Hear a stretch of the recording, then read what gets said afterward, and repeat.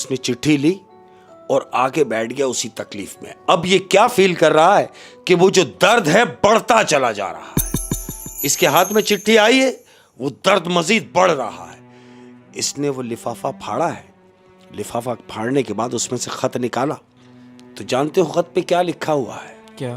खत में लिखा हुआ है मलकुल मौत। जी। आज की अपनी कहानी है अहमद, ये कहानी है एक गरीब किसान के रईसजादे बेटे की। एक गरीब किसान के रईसजादे बेटे की। बिल्कुल ऐसे ही है, यानी बाप गरीब है। ये एक छोटे से गांव में रहते हैं। अब बाप चूंकि किसान है, सारा दिन खेतीबाड़ी कर रहा है। अब क्या देखता है कि इसका जो बेटा है, जिसके साथ में काम करता है, इसने ये महसूस किया कि मेरा बेटा बड़ा जीनियस है, बहुत ज़हीन है। हाँ। पढ़ाई करने का दिल करता है इसका, ये पढ़ना चाहता है। इसने यही सोचते हुए कि चूंकि गांव में तो स्कूल मुमकिन नहीं है अच्छी पढ़ाई के लिए, इसने अपने बेटे को शहर भिजवा दिया। काहे के लिए? तालीम के लिए। हाँ। शहर भेज दिया। वक्त गुजरता रहा अहमद, वक्त गुजरता रहा और इस हद तक वक्त गुजर गया कि बच्चे ने वहां मैट्रिक की, इंटर किया, ग्रेजुएट हो गया, तालीम गंज किया उसने पढ़ पढ़ के, इस हद तक पढ़ चुका।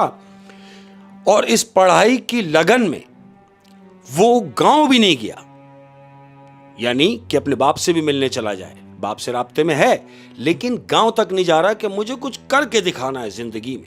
अहमद, इसने अपनी 35 साल जिंदगी में अनएक्सपेक्टेड काम किए, यानी वो काम जो एक आम आदमी के बस की बात नहीं है। मसलन ये अपनी 35 साल जिंदगी में वहीं पढ़ के शहर में बिजनेसमैन हो गया। बिजनेसमैन हो गया। इस दौरान इसने कई दफा कोशिश की कि अपने बाप को भी शहर बुलवा ले कि आप मेरे साथ ही रहें अब्बा, लेकिन चूंकि ये पुराने ख्यालात का आदमी है, इसका जो बाप है, हाँ। उसने बोला नहीं, शहर में मैं रह नहीं सकूंगा, शोर शराबा है, मेरे को यहां मेरे घर में सुकून है, जो गांव में मेरा घर, एक 2 कमरों का घर है उसके बाप का। लेकिन चूंकि बेटे ने इतनी पढ़ाई की है, शहर में आला तालीम हासिल करने के बाद एक बिजनेसमैन हो गया। वो जो लड़का है हमेशा यही सोच रहा है कि मुझे आगे की प्लानिंग क्या करनी है। देखो, जो लोग कुछ करने के मूड से होते हैं तो वो आगे का भी सोच रहे होते हैं। इसके भी दिमाग में यही चल रहा है कि मैं जो कर चुका ये भी कम है, मुझे भी इससे आगे करना है। हाँ, अक्सर जो बिजनेस करते हैं उनके जहन में ये होता है कि यार ये सही है, ये टाइम तो गुजर रहा है, हाँ। लेकिन अगले 10 साल क्या करना है। बिल्कुल ऐसे ही है। तो ये अपने कारोबार में ही लगा रहा। अभी अपने काम में मशगूल हो गया है।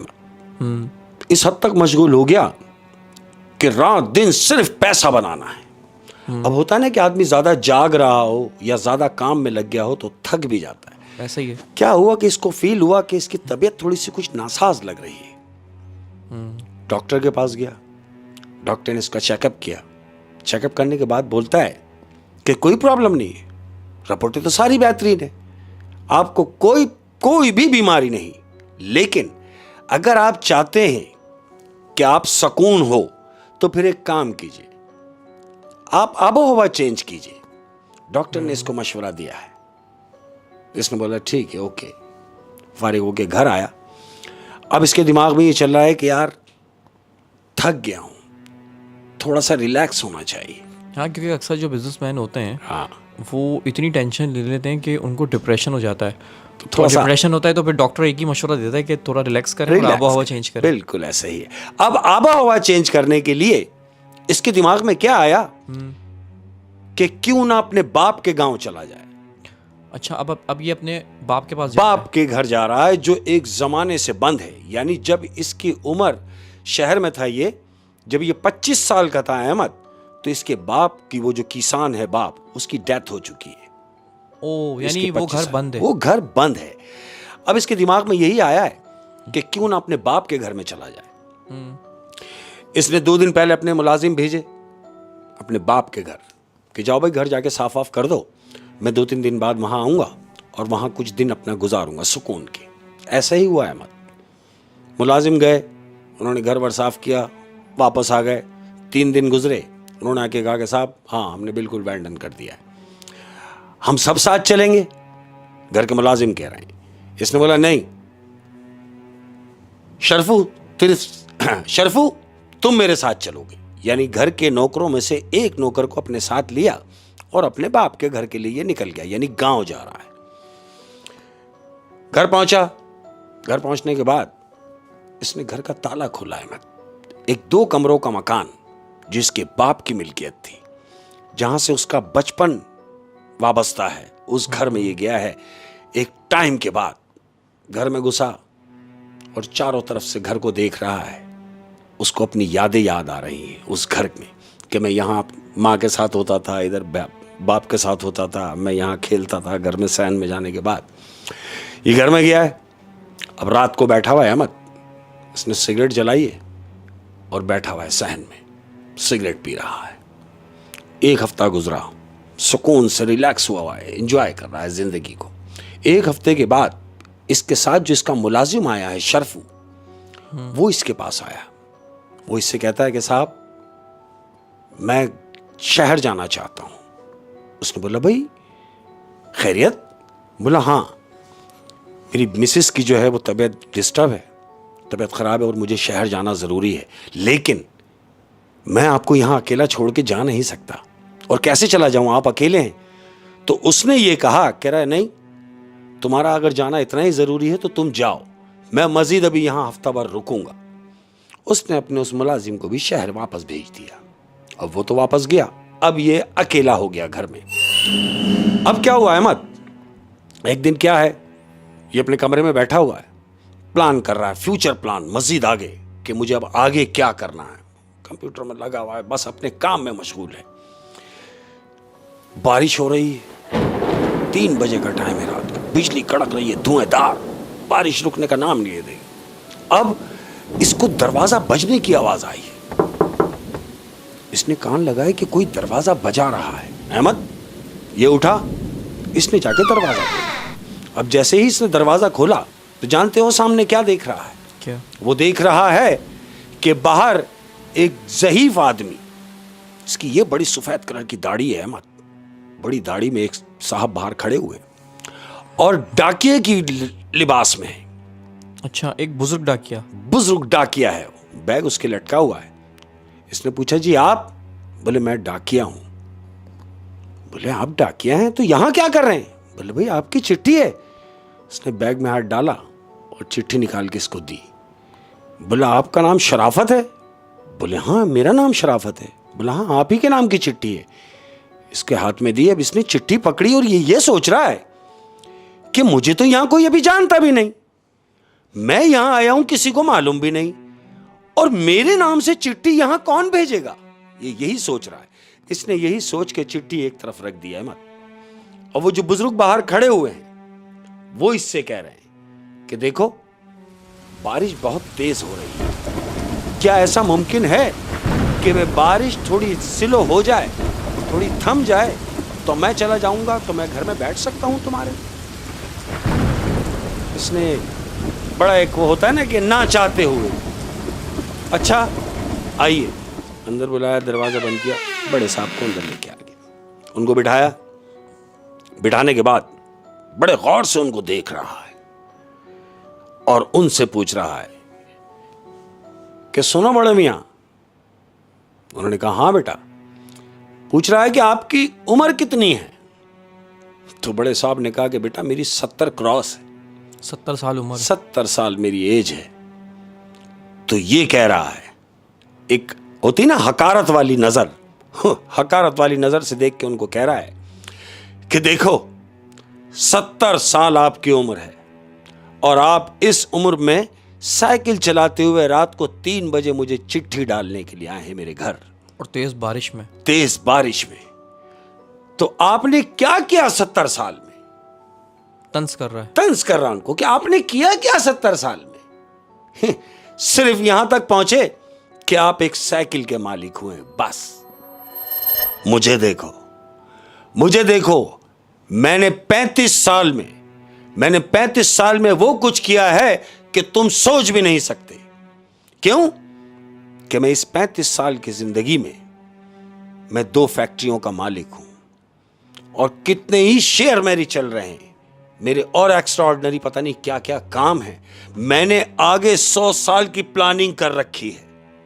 तो ये बूढ़ा कह रहा है उससे, कहता है कितनी अजीब बात है कि तुमने आने वाले 100 साल की प्लानिंग कर रखी है, जबकि तुम ये नहीं जानते कि आने वाले 20 मिनट में तुम्हारे साथ क्या होने जा रहा है। तो लड़का कह रहा है कि मैं ये तो नहीं जानता कि आने वाले 20 मिनट में मेरे साथ क्या होने वाला है, लेकिन आने वाले 20 मिनट में तुम्हारे साथ क्या होने जा रहा है मैं ये जानता हूं। मैं तुम्हें अभी यहां से उठाऊंगा और तुम्हें दरवाजे से बाहर निकालूंगा और इस कड़कती हुई बारिश में भीगते हुए तुम अपनी साइकिल चलाते हुए यहां से निकलोगे और अपने घर के लिए निकलोगे, लेकिन पता नहीं घर पहुंच पाओ या नहीं पहुंच पाओ, मैं नहीं जानता। लिहाजा आप उठें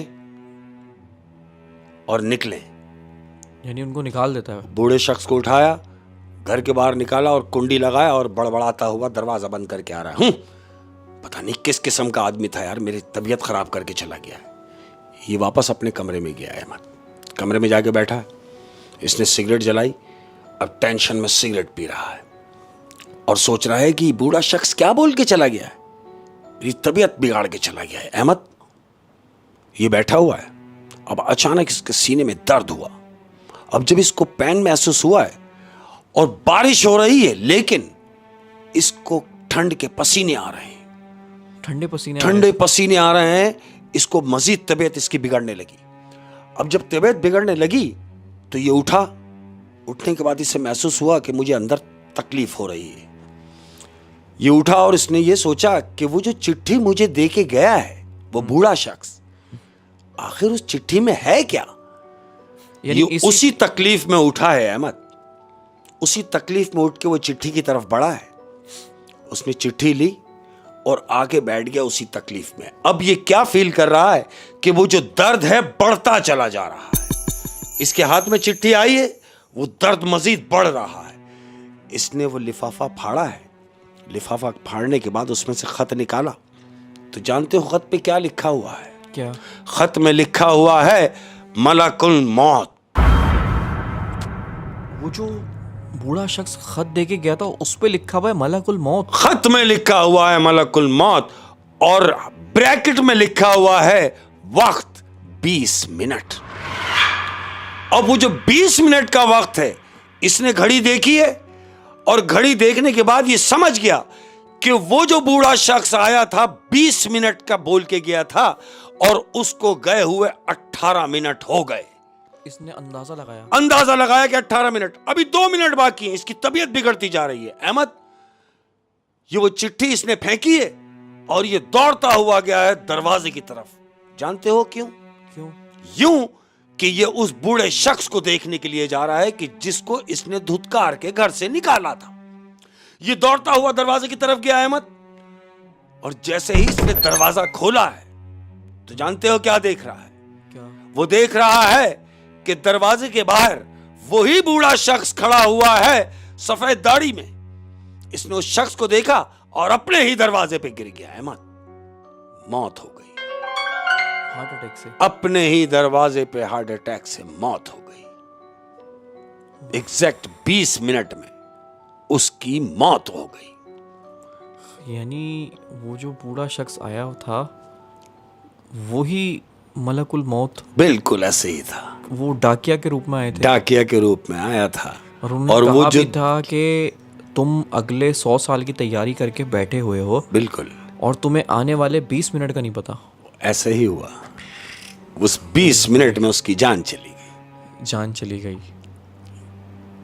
100 साल की तैयारी करके बैठे। हाँ, लोग बिल्कुल, देखो ना हम कितना जमा करते हैं। हाँ, ये भी कर लें, वो भी कर लें, ये भी ले लें, वो भी ले लें।